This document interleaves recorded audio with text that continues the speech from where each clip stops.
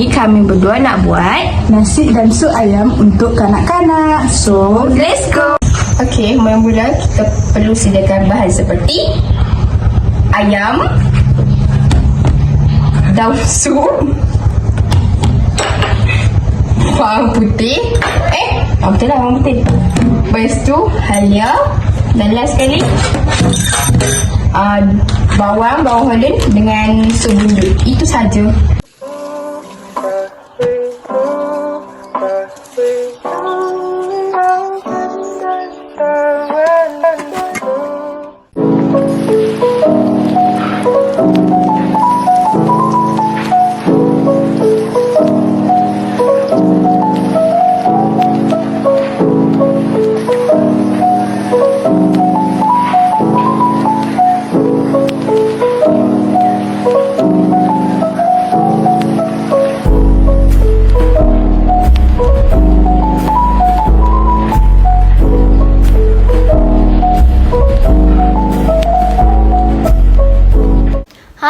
Adik-adik tahu tak khasiat sup ayam?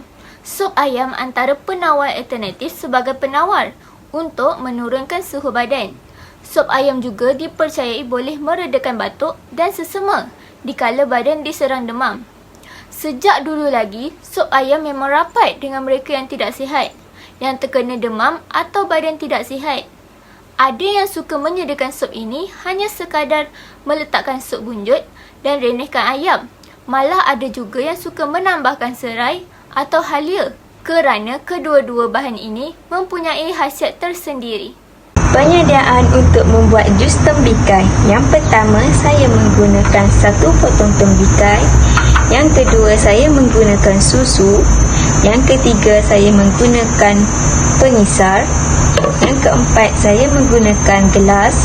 Yang kelima, saya menggunakan pisau. Yang keenam, saya menggunakan papan pemotong. Pertama, ambil tembikai tadi, potong tembikai untuk diblenderkan.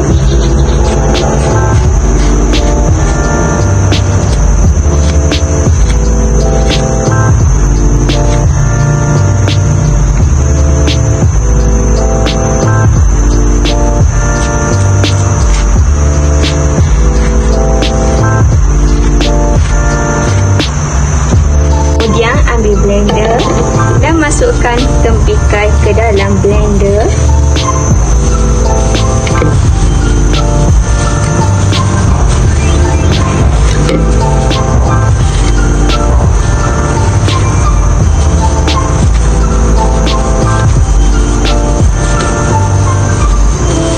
Kemudian masukkan susu.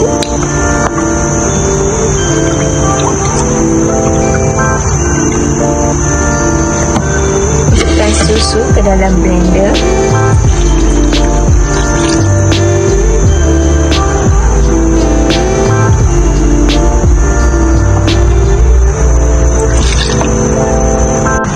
Dan selepas itu, blender bahan-bahan tadi sehingga menjadi jus tembikai.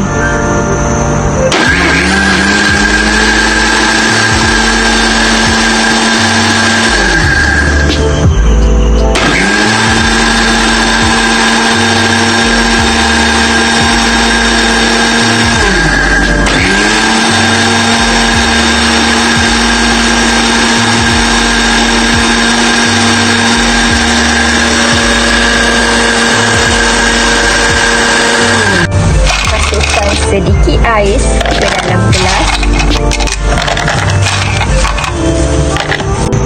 dan masukkan jus yang diblenderkan tadi ke dalam gelas.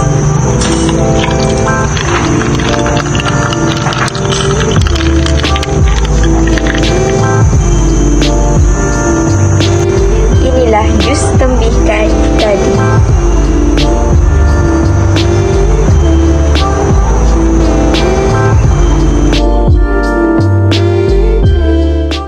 Tahukah adik-adik apa khasiat tembikai? Tembikai kebiasaannya enak dimakan secara mentah. Namun, ada juga yang lebih menggemari jus tembikai. Tembikai mempunyai sifat anti radang. Keradangan adalah salah satu faktor utama kebanyakan penyakit kronik. Tembikai boleh membantu mengurangkan keradangan dan kerosakan oksidatif kerana ianya kaya dengan antioksidan anti radang, iaitu likopin dan vitamin C. Likopin adalah inhibitor untuk pelbagai proses keradangan dan juga berfungsi sebagai antioksidan untuk menetralkan radikal bebas. Khasiat yang kedua adalah tembikai memastikan anda terhidrasi. Gabungan air dan serat bermakna anda memakan makanan dalam jumlah sesuai, tanpa kalori yang tinggi. Selain itu, jus tembikai juga kaya dengan electrolytes yang baik. Ini juga boleh membantu mencegah strok haba. Seterusnya, tembikai membantu penghadaman. Tembikai mengandungi banyak air dan sejumlah kecil serat, yang mana kedua-duanya penting untuk penghadaman yang sihat. Air membantu memastikan saluran penghadaman anda bergerak dengan efisien, manakala serat juga membantu penghadaman dan mencegah sembelit. Di samping itu, tembikai meningkatkan kesihatan tulang. Vitamin C memainkan peranan utama di sini kerana nutrien ini baik untuk tulang dan membantu penyembuhan luka. Satu kajian menunjukkan bahawa likopin tambahan boleh mencegah osteoporosis dan keretakan tulang. Vitamin A dalam tembikai juga dikaitkan dengan pertumbuhan tulang.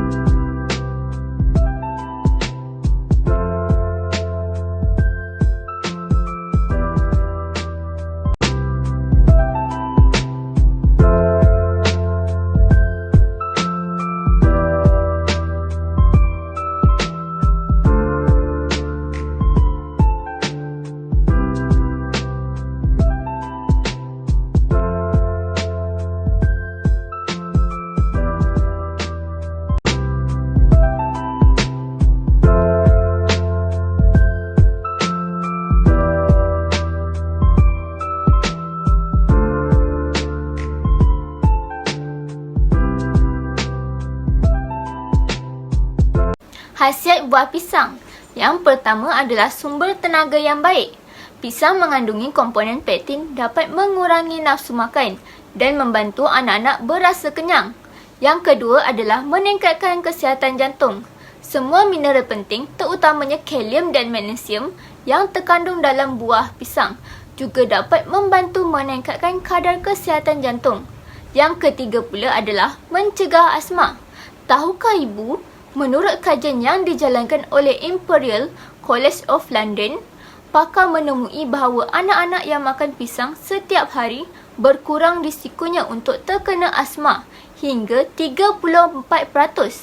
Yang keempat adalah menghindarkan stres. Ada banyak faktor persekitaran zaman ini yang boleh memicu stres, sekalipun di kalangan kanak-kanak.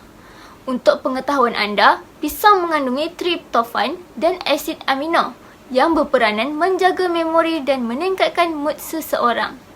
Kumpulan kami telah menyediakan menu tengah hari iaitu nasi putih, sup ayam, pisang dan jus tembikai. Kalori bagi nasi putih ialah 200 kalori, manakala sup ayam ialah 95 kalori. Bagi kalori pisang pula ialah 89 kalori. Seterusnya ialah jus tembikai sebanyak 72 kalori. Tahukah anda, kanak-kanak berumur 4 hingga 6 tahun merupakan tahap umur yang paling mencabar dari segi penyediaan makanan. Hal ini kerana lingkungan umur begini, kanak-kanak mula membiasakan diri dengan piramid makanan. Contohnya dari segi waktu makan 3 kali sehari hingga ke 5 kali sehari, mengikut kalori yang diperlukan.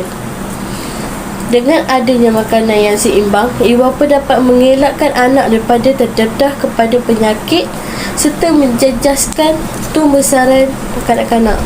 Selain itu, kanak-kanak kurang 6 tahun selalunya cerewet dalam pemilihan makanan. Hal ini akan merosakkan ibu bapa serta guru semasa penyediaan makanan. Ada anak-anak yang hanya mahu minum susu saja, kurang berminat dengan makanan rutin seperti nasi, dan lebih berminat ke arah makanan segera seperti McDonald dan KFC. Disebabkan hal ini, ibu bapa berputus asa dengan anak-anak dan hanya mengikut kehendak anak-anak. Lama-kelamaan rutin itu akan menjadi tabiat sehingga mereka dewasa. Bukan hanya boleh menjejaskan kesihatan mereka, malahan menjejaskan daya tumpuan mereka. Ibu bapa perlu menyediakan makanan yang berkhasiat dan selamat kepada kanak-kanak mengikut peringkat umur. Ini dapat menjamin kanak-kanak dapat tenaga dan nutrien yang diperlukan bagi seorang kanak-kanak. Tekstur makanan kanak-kanak akan berubah beransur-ansur mengikut umur dan bersesuaian dengan perkembangan serta keupayaan mereka untuk menerimanya. Makanan yang bersesuaian dapat mengelakkan kanak-kanak mendapat risiko tercekik. Contohnya, perubahan tekstur makanan bayi adalah berumur 6 hingga 8 bulan, makanan yang berpuri, kisar atau lecek, berumur 9 hingga 11 bulan pula, makanan yang dicincang, potong kecil atau jadikan lembut seperti jari. Bagi kanak-kanak 1 hingga tahun boleh dedahkan dengan makanan keluarga mengikut piramid makanan yang seimbang dan makanan yang lembut dihadam oleh mereka. Dan bagi kanak-kanak umur 4 hingga 6 tahun pula, dedahkan atau beri mereka bagi makanan keluarga mengikut keperluan harian seperti tersebut. Amalan makanan yang teratur dan seimbang dapat membantu kanak-kanak menjalani gaya hidup sihat dan mengekalkan pembesaran yang baik.